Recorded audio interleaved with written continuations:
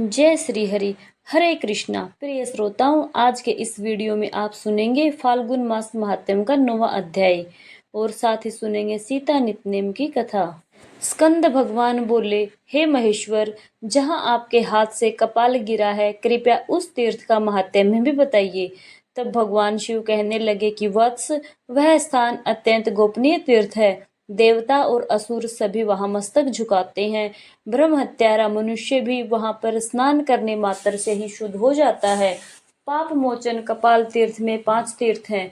उनमें किया हुआ स्नान, तप और दान सब अक्षय होता है। वहां विधि पूर्वक पिंडदान देकर पितरों को नरक से उद्धार करें, यह पितर तीर्थ कहा गया है। वहां तिल से तर्पण करने पर पितर उत्तम स्वर्ग लोक को जाते हैं। जो मनुष्य एकाग्रचित होकर स्थिरता पूर्वक वहां एक दिन और एक रात जप में लगा रहता है, उसके महान मनोरथ की सिद्धि तत्काल ही हो जाती है। स्कंद जी ने पूछा, पिताजी, ब्रह्म तीर्थ कहाँ है और उसका कैसा फल बताया गया है? तब भगवान शिव कहने लगे कि एक समय भगवान विष्णु की नाभि से निकले हुए कमल पर प्रजापति ब्रह्मा जी विराजमान थे। उसी समय मधु और कैटभ नामक दैत्य ब्रह्मा जी से वेदों को चुराकर चल दिए। तब ब्रह्मा जी ने भगवान विष्णु के द्वारा प्रतिपादित बद्री तीर्थ में आकर उन्हें प्रणाम किया और उन सनातन भगवान की स्तुति की। तब भगवान श्री हरि हैग्रीव अवतार धारण करके एक कुंड से प्रकट हुए। उनके हाथों में शंख चक्र आदि आयुध शोभायमान पा रहे थे। उनकी कमर में पीतांबर सुशोभित था। श्री अंगों की कांति श्वेत थी। वे 4 भुजाधारी भगवान हैद्रीव दर्पपूर्ण दृष्टि से सब की ओर देख रहे थे। उनका स्वरूप अद्भुत था और नेत्रों से कठोरता प्रकट हो रही थी। उनकी गर्दन के चंचल बालों से टकराकर मेघों की घटा भी छिन्न भिन्न हो जाती थी। वे अपने दिव्य तेज से समस्त ज्योतिर्मय ग्रहों की प्रभा को भी तिरस्कृत कर रहे थे। भगवान बड़ी कृपा के इस अद्भुत रूप में श्री ब्रह्मा जी के आगे खड़े हो गए। उन्हें देखकर ब्रह्मा जी भी आश्चर्यचकित हो गए और उनके नेत्रों में प्रसन्नता छा गई और वे प्रणाम करके भगवान की स्तुति करने लगे। जब श्री ब्रह्मा जी ने श्री विष्णु की स्तुति की, तब वे शीघ्र वहां गए और उन दोनों दैत्यों को बांधकर उन्होंने लीला पूर्वक उन्हें मार डाला। जिसके बाद वेदों को लेकर वे ब्रह्मा जी के समीप आए और ब्रह्मा जी को देखकर स्वरूप में स्थित हो गए। तब से ब्रह्मा जी द्वारा प्रकट किया हुआ वह तीर्थ तीनों लोकों में ब्रह्मकुंड के नाम से विख्यात हुआ। उसके दर्शन मात्र से ही महापात की मनुष्य भी पाप रहित होकर तत्काल ही ब्रह्मलोक में चले जाते हैं। जो लोग यहाँ स्नान और व्रत किया करते हैं, वे ब्रह्मलोक को भी लांघ कर विष्णु लोक में जाते हैं। स्कंद जी ने पूछा, फिर वेदों को पाकर ब्रह्मा जी ने क्या किया महादेव? तब महादेव जी कहने लगे कि वत्स, बद्रिकाश्रम तीर्थ देखकर चारों वेद ब्रह्मा जी के साथ जाना ही नहीं चाहते थे।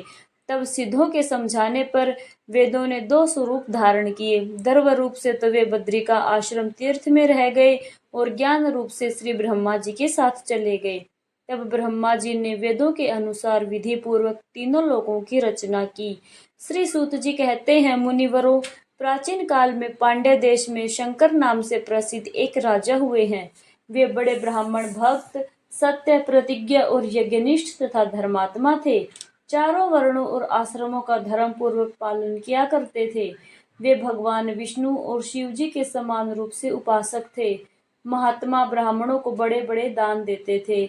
एक दिन बुद्धिमान राजा शंकर शिकार खेलने के लिए तपोवन में गए और वहां दुर्गम और रमणीय प्रदेशों, पर्वतों और गुफाओं में घूमने लगे। वन के एक भाग में व्याघ्र, चरमधारी, शांत, जितेंद्र और मन को वश में रखने वाले एक मुनि गुफा के भीतर निवास करते थे।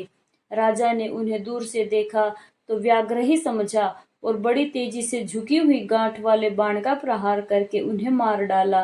राजा के उस बाण ने पति के पास बैठी हुई पतिव्रता मुनि पत्नी को भी मार डाला। माता और पिता दोनों को मरा हुआ देखकर उनका पुत्र अत्यंत दुख से पीड़ित होकर कातर भाव से वन में रोने और विलाप करने लगा। हे तात, हे माता, तुम दोनों मुझे छोड़कर कहाँ चले गए? पिताजी, अब मुझे वेद शास्त्र कौन पढ़ाएगा? माँ, कौन मुझे शिक्षा के साथ भोजन देगी? हाय तात, आप तो परलोकगामी हो गए। अब मुझे सदाचार की शिक्षा कौन देगा? हाय, किस पापी ने अपने बाणों से बिना किसी अपराध के आप दोनों को ही मार डाला। आप ही दोनों मेरे गुरु और मेरे प्राण थे, सदा तपस्या में लगे रहते थे, तो भी ना जाने किस पापी के हाथों आप मारे गए। इस प्रकार ऐसा कहकर उन दोनों दंपति का पुत्र फूट फूट कर रोने लगा। उसका रोना सुनकर वन में विचारने वाले राजा शंकर तुरंत ही उस शब्द की ओर लक्ष्य करके उस गुफा के पास पहुंचे। उस वन के रहने वाले मुनि भी इतना कोलाहल सुनकर और उस बालक का रोना सुनकर उसी आश्रम पर एकत्रित हो गए। मुनियों ने बाण से भरे हुए मुनि और उनकी पत्नी को देखा। पास में ही धनुष धारण किए हुए राजा शंकर पर भी उन्होंने नजर डाली तथा माता पिता के लिए विलाप करते हुए उस मुनि कुमार को भी देखा। उसे देखकर वे अत्यंत व्याकुल हो उठे और रो मत ऐसा कहते हुए उस कातर बालक को धीरज बंधाने लगे। मुनि कहने लगे, बेटा, धनी, दरिद्र, मूर्ख, पंडित, मोटे अथवा पतले, सभी जीवों के प्रति यमराज का समान बर्ताव होता है। कोई वन में रहता हो या नगर में या गांव में या पर्वत पर रहता हो या किसी स्थान में, सभी जंतुओं को एक दिन मृत्यु के वश में जाना ही होता है। वत्स, गर्भ में रहने वाले, जन्म ग्रहण कर चुकने वाले बालक, जवान और बड़े बूढ़े, सभी जीवों को यमलोक की यात्रा अवश्य ही करनी पड़ती है। ब्रह्मचारी, गृहस्थ, वानप्रस्थ और सन्यासी सबको समय आने पर यह शरीर त्यागना पड़ता है। महात्मते द्विज पुत्र, ब्राह्मण, क्षत्रिय, वैश्य, शूद्र और वर्ण शंकर सबको एक दिन यमलोक जाना होता है।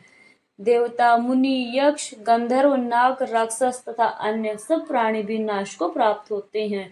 इसलिए तुम शोक मत करो, तुम्हें शोक नहीं करना चाहिए। अद्वितीय सच्चिदानंद स्वरूप जो उपनिषद प्रतिपादित ब्रह्म है, उनका जन्म, मरण और वृद्धि को प्राप्त होना नहीं बनता। यह 9 द्वारों वाला शरीर मल मूत्र का भांड है, पीव और रक्त का घर है। पानी के बुलबुले के समान यह क्षणभंगुर है और इसमें कीड़ों का ढेर अर्थात कीटाणुओं का समुदाय भरा हुआ है। काम, क्रोध, भय, द्रोह, मोह और मार का एकमात्र कारण यह शरीर ही है। इसलिए तुम अपने माता और पिता के लिए शोक मत करो। वे दोनों अपने कर्मवश इस शरीर को, इस घर को छोड़कर कहीं चले गए हैं। तुम अपने कर्मवश इस भूतल पर वर्तमान हो। जब तुम्हारे प्रारब्ध कर्म का क्षय होगा तब तुम भी मर जाओगे। तब तुम उनके लिए शोक क्यों कर रहे हो? क्या मरने वाला प्रेत मरे हुए प्रेत के लिए शोक करे? तुम्हारे माता और पिता जब उत्पन्न हुए थे उस समय तो तुम्हारा जन्म भी नहीं हुआ था, इसलिए तुमसे उनकी गति भिन्न है। अगर तुम्हारी और उनकी समान गति होती तो तुम भी तो उन्हीं के साथ चले जाते। जिस बाण से वे मरे हैं उसी से तुम भी मर गए होते और वे मरकर जहाँ गए हैं वहीं तुम भी पहुंच जाते। ऐसा नहीं हुआ। इससे सिद्ध है कि तुम्हारी और उनकी समान गति नहीं है, इसलिए उनके लिए तुम्हें शोक नहीं करना चाहिए। मरे हुए प्राणियों के भाई बंधु जो इस धरती पर आंसू बहाते हैं, उन आंसुओं को मरे हुए प्रेत परलोक में पीते हैं। इसलिए शोक छोड़कर एकाग्रचित होकर धैर्य धारण करो और वैदिक रीति से माता पिता का प्रेत कार्य करो। तुम्हारे पिता और माता बाण के आघात से मरे हैं, इसलिए उस दोष की शांति के लिए इनकी अस्थियां लेकर रामेश्वर शिव के क्षेत्र में मुक्तिदायक राम से तुम्हें स्थापित करो और सपिंडीकरण आदि श्राद्ध भी वही करो। इससे उनके 2 मृत्यु जनित दोष की शांति हो जाएगी। मुनियों के ऐसा कहने पर साकल्य पुत्र जांगल ने माता पिता के सब अंत्येष्टि संस्कार किए। इसके बाद दूसरे दिन उनकी अस्थियां लेकर वे हालाशी क्षेत्र में गए। हालाशी क्षेत्र से रामेश्वर क्षेत्र में जाकर मुनियों के बताए अनुसार वहां उन अस्थियों को डाल दिया और वहीं रहकर 1 वर्ष पूरा होने तक सभी श्राद्ध आदि कार्य भी संपन्न किए। वर्ष भर निवास करने के बाद एक दिन जांगल मुनि ने रात को सपने में अपने माता पिता को देखा। उन दोनों ने ही अपने अपने हाथों में शंख, चक्र, गदा आदि धारण कर रखे थे। दोनों ही पद्म माला और तुलसी की माला से विभूषित होकर गरुड़ की पीठ पर बैठे थे। उनके कानों में मकराकृति कुंडल झिलमिला रहे थे। कौस्तुभमणि उनके वक्षस्थलों को अलंकृत कर रही थी। मुनि पुत्र ने इस प्रकार की झांकी में अपने माता पिता का दर्शन करके मन ही मन बड़ी प्रसन्नता का अनुभव किया। इसके बाद जांगल मुनि फिर से अपने आश्रम में आकर सुखपूर्वक रहने लगे। उन्होंने माता पिता के विषय में सपने में देखा हुआ वृतांत वहां के सभी ब्राह्मणों को बड़ी प्रसन्नता के साथ सुनाया। सुनकर वे सब मुनि बड़े प्रसन्न हुए। इधर जांगल को अंत्येष्टि संस्कार का आदेश देने के पश्चात राजा शंकर की ओर देखकर उन सभी महर्षियों ने उस समय बड़ा भारी क्रोध किया था। वे उन्हें कोसते हुए बोले, महामूर्ख पांडे नरेश, तूने क्रूरतावश ब्राह्मण की हत्या की है।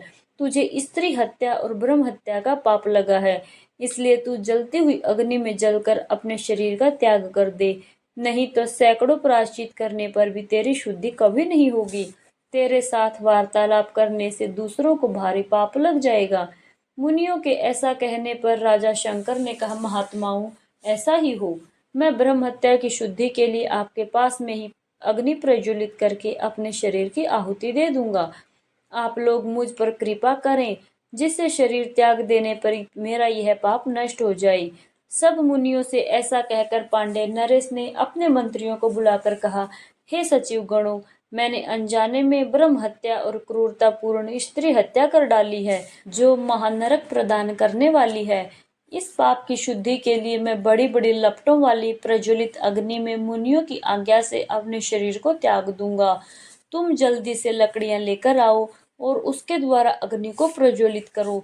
मेरे पुत्र सुरुचि को शीघ्र ही राज सिंहासन पर बिठा देना। राजा के इस प्रकार आज्ञा देने पर मंत्री लोग रोने लगे और कहने लगे, हे पांडुनाथ, हे महाराज, आप तो शत्रुओं पर भी स्नेह रखने वाले हैं। आप सभी को अपने पुत्र की तरह पालते हैं। हम आपके बिना देवपुरी के समान सुंदर अपनी राजधानी में कैसे जाएंगे? हम वहां कभी प्रवेश नहीं करेंगे। हम भी आपके साथ प्रज्वलित अग्नि में प्रवेश कर जाएंगे। मंत्रियों का प्रलाप सुनकर पांड्य नरेश शंकर ने उन्हें समझाते हुए कहा, मंत्रियों, मुझ महापात के राजा को लेकर अब क्या करोगे? अग्नि में प्रवेश करने के लिए जल्दी लकड़ियां इकट्ठा करो। उनके ऐसा कहने पर मंत्री लोग जल्दी ही लकड़ियां लेकर आ गए। राजा ने देखा कि लकड़ियों में अग्नि प्रज्वलित हो उठी। तब उन्होंने स्नान और आचमन करके शुद्ध चित्त होकर मुनियों के समीप उस अग्नि की परिक्रमा की। फिर उन मुनियों की भी परिक्रमा करके अग्नि और मुनि दोनों को प्रणाम किया। इसके बाद भगवान शंकर का ध्यान करके राजा धैर्य पूर्वक जैसे ही अग्नि में गिरने को तैयार हुए, तुरंत ही सब ऋषि मुनियों के सुनते सुनते एक आकाशवाणी हुई, राजा शंकर, तुम अभी अग्नि में प्रवेश मत करो। महामते, तुम्हें ब्रह्म हत्या के कारण भय नहीं करना चाहिए। दक्षिण समुद्र के किनारे गंधमादन पर्वत पर महापातकों का नाश करने वाले परम पुण्यमय राम सेतु में श्री रामचंद्र जी के द्वारा स्थापित जो रामेश्वर नामक शिवलिंग है, उसकी 1 वर्ष तक तीनों समय भक्ति पूर्वक सेवा करो। भगवान रामेश्वर की परिक्रमा पूर्वक उन्हें नमस्कार करो, उनका महाअभिषेक करो और प्रत्येक दिन नाना प्रकार का नैवेद्य निवेदित करो। चंदन, अगरू और कपूर के द्वारा श्री रामलिंग लिंग की पूजा करो। 2 बार गाय के घी से भगवान का अभिषेक करवाओ। प्रत्येक दिन गाय के दूध से और 1 द्रोण शहद से उस शिवलिंग को स्नान करवाओ।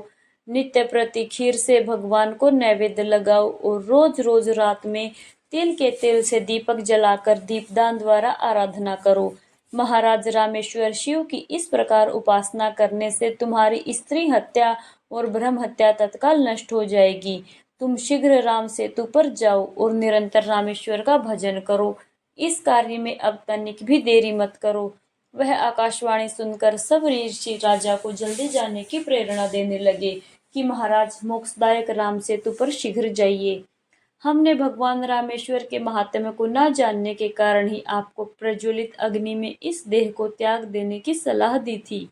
मुनीश्वरों की ऐसी आज्ञा पाकर महाराज शंकर ने चतुरंगिणी सेना तो नगर में भेज दी और स्वयं बड़े प्रसन्न मन से महर्षियों को नमस्कार करके कुछ गिने चुने सैनिकों के साथ बहुत सारा धन लेकर भगवान रामेश्वर की सेवा के लिए गंधमादन पर्वत पर चले गए और वहां शुद्धिदायक राम सेतु पर उन्होंने 1 वर्ष तक निवास किया। राजा एक समय भोजन किया करते और क्रोध तथा इंद्रिय समूह को अपने वश में रखा करते। वे तीनों समय भक्ति पूर्वक भगवान रामेश्वर की सेवा करते हुए उन्हें प्रत्येक दिन 10 बार धन भेंट करते थे। उन्होंने नित्य प्रति भगवान रामेश्वर की महापूजा करवाई। हर दिन धनुष कोटि में भक्ति पूर्वक स्नान करा और प्रसन्नता पूर्वक ब्राह्मणों को अन्नदान किया। आकाशवाणी ने जैसे ही बताया उसके अनुसार सब पूजन किया। इस प्रकार 1 वर्ष पूरा होने पर राजा शंकर ने संतुष्ट चित्त होकर दया निधान भगवान रामेश्वर का इस प्रकार स्तवन किया कि मैं सबके ईश्वर रुद्र को नमस्कार करता हूँ। रामेश्वर नाम से प्रसिद्ध भगवान उमापति को प्रणाम करता हूँ। हे देव, कृपया मेरी रक्षा कीजिए और मेरी ब्रह्म हत्या को शीघ्र जला डालिए। त्रिपुरासुर का नाश करने वाले हे महादेव, आप कालकोट विश्व को भक्षण करने वाले हैं। हे दया सिंधु, आप मेरी रक्षा कीजिए और मुझे स्त्री हत्या रूपिणी पाप से छुड़ाइए। हे गंगाधर, हे रामनाथ, हे त्रिलोचन प्रभु, आप अपनी कृपा दृष्टि से मेरा पालन कीजिए। हे प्रभु, मेरे सभी पापों का नाश करके आप मुझे शुद्ध बना लीजिए। आप मुझे शुद्धि देने वाले हो। जो आनंद स्वरूप और सच्चिदानंद घन है, उन रामेश्वर शिव को मैं बारंबार नमस्कार करता हूँ। मेरे सभी पाप नष्ट हो जाएं। इस प्रकार रामेश्वर महादेव की भक्ति पूर्वक स्तुति करते हुए राजा शंकर के मुख से अत्यंत भयानक ब्रह्म हत्या निकली, जो नील वस्त्र धारण करने वाली और अत्यंत क्रूर थी। उसके सिर के बाल रक्त की तरह लाल थे। राजा के मुख से निकली हुई उस विभत्स ब्रह्म हत्या को भगवान शंकर की आज्ञा से भैरव ने त्रिशूल से मार डाला। तब भगवान रामेश्वर ने राजा से कहा कि हे पांड्य नरेश महाराज, मैं तुम्हारे इस स्त्रोत से प्रसन्न होकर तुम्हें वर देना चाहता हूँ। तुम कोई मनोवांछित वर मांगो। स्त्री हत्या और ब्रह्म हत्या से जो तुम्हें दोष लगा था, वह अब निकल गया। तुम अब शुद्ध हो चुके हो, निष्पाप हो गए हो। पहले की तरह अपने राज्य का पालन करो। और राजन, मेरी सेवा करने वाले मनुष्य फिर संसार में जन्म नहीं लेते, वे मेरे सायुज्य मोक्ष को प्राप्त कर लेते हैं। जो मनुष्य इस स्रोत द्वारा भक्ति पूर्वक मेरी स्तुति करेंगे, उनके महापातकों की राशि को मैं अवश्य ही नष्ट कर दूंगा। अब तुम इच्छा अनुसार वर मांगो। तब राजा बोले, हे महेश्वर, मैं तो आपके दर्शन मात्र से ही कृतार्थ हो गया हूँ। इस समय मुझे इससे बढ़कर मांगने योग्य कोई वस्तु ही नहीं प्रतीत होती। आपके दोनों चरण कमलों में मेरी अविचल भक्ति सदा बनी रहे। बस ऐसा आशीर्वाद आप मुझे दीजिए। तब तथास्तु कहकर भगवान रामेश्वर ने राजा पर अनुग्रह किया और वे पुनः उसी शिवलिंग में अंतर्ध्यान हो गए। भगवान रामेश्वर की कृपा प्राप्त करके राजा भी कृतार्थ हो गए और उन्हें प्रणाम करके अपनी पुरी को चले गए। उन्होंने वनवासी मुनियों को यह सारा वृतांत बतलाया। तब उन मुनियों ने प्रसन्नचित्त होकर राजा को पुनः उनके राज्य पर अभिषेक किया। इसके बाद अंतकाल आने पर राजा ने रामेश्वर शिव का ध्यान करते हुए अपनी देह का त्याग किया और भगवान रामेश्वर के सायुज्य मोक्ष को प्राप्त कर लिया। प्रिय श्रोताओं, फाल्गुन मास महात्म्य का आज का अध्याय पूर्ण हुआ। अब सुनिए सीता नितनेम की कहानी। इस कहानी को सीता माता कहती थी और प्रभु श्री राम सुना करते थे। एक दिन श्री राम भगवान को किसी काम के लिए बाहर जाना पड़ा, तो सीता माता कहने लगी कि भगवान, मेरा तो 12 वर्ष का नित्य नेम है। अब आप बाहर जाएंगे तो मैं अपनी कहानी किसे सुनाऊंगी। तब श्री राम ने कहा कि सीते, आप कुएं की पाल पर जाकर बैठ जाना और वहां जो भी औरतें पानी भरने आएंगी तो उन्हें अपनी कहानी सुना दिया करना। सीता माता कुएं की पाल पर जाकर बैठ गई। तभी एक स्त्री आई। उसने रेशम की जरी की साड़ी पहन रखी थी और सोने का घड़ा ले रखा था। सीता माता उसे देखकर कहने लगी, बहन, मेरा 12 वर्ष का नित्यनेम सुन लो। पर वह स्त्री बोली कि मैं तुम्हारा नित्यनेम सुनूंगी तो मुझे घर जाने में देर हो जाएगी और मेरी सास मुझसे झगड़ा करेगी। इसलिए उसने कहानी नहीं सुनी और अपने घर चली गई। लेकिन उसके घर जाते ही रेशम जरी की साड़ी फट गई और सोने का घड़ा मिट्टी के घड़े में बदल गया। सासू ने देखा तो पूछा, अरे बहू, यह किसका दोष अपने सिर पर लेकर आ गई हो। बहू बोली, माँ जी, कुएं पर एक औरत बैठी थी। उसने अपनी कहानी सुनने के लिए कहा, लेकिन मैंने नहीं सुनी। शायद उसी का यह फल मुझे मिला है। बहू की बात सुनकर अगले दिन वही साड़ी और वही घड़ा लेकर सास कुएं की पाल पर गई।